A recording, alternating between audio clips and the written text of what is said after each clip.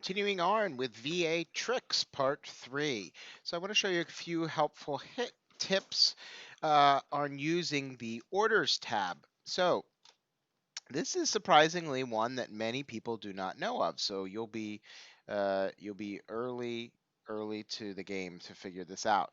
So let's say that there is a order, either a lab order or perhaps a procedure or a consult that somebody else ordered, but you would like to get the results. Um, for whatever reason, whether it's that the patient was discharged from the hospital and someone has asked you to follow up on it, or perhaps you're working with a resident and the resident will not be in clinic and you guys have an agreement that you will follow up on the lab. So the way that a lab will show up to your notification tab, so what you will do is you'll click on the lab that you want to follow up on.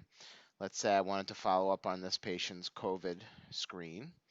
What you would do is you would click on this, you would go to Action, Alert when Results, and instead of the person who ordered the test, which it automatically defaults to, you would change it to your name, and then you would click OK. And so now this result will go both to the person who ordered it as well as to myself. And so that is a helpful way where you can follow up on labs or really anything that someone else ordered.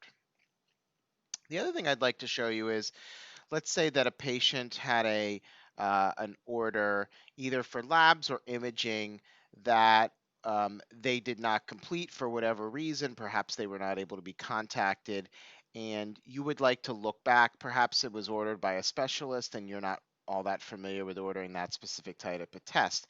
So you would like to basically just copy exactly what their lab order is. So this screen only shows you active orders, but if you want to look at all orders that have been placed over a period of time, you will go to View, and you will go to Custom Order View, and then you'll click All here, and then only during time period, and you'll do, let's say I wanted to look at all the orders that were placed in the last few years, so I would do April 2018 to now. And so there's been quite a few.